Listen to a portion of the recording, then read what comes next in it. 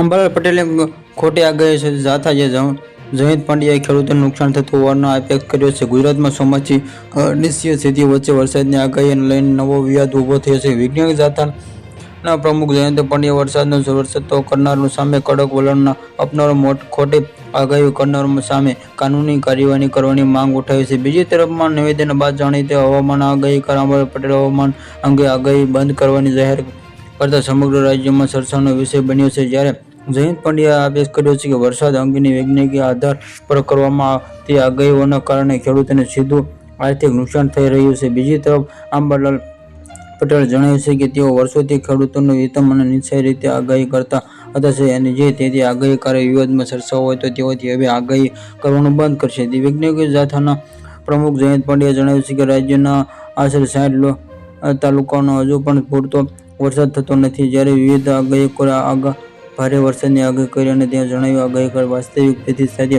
ખાતી નથી અને તેમણે દાવો કર્યો કે કેટલાક લોકો પાસે હવામાન આગાહી કરવા માટે વૈજ્ઞાનિક સાધન પ્રમાણભૂત પદ્ધતિ નથી અને આગાહી ખોટી કરી તારીખો બદલવી અને આગાહી જાહેરાત જેના સામાન્ય લોકો અને ખેડૂતોમાં ગેરસમજ ફેલાય છે. જયંત પાંડ્યાએ નિવેદન જાણીતા હવામાન આગાહીકાર અંબાલાલ પટેલે જણાવ્યું કે હવે તે હવામાનની અંગે આગાહી કરવાનું બંધ કરશે.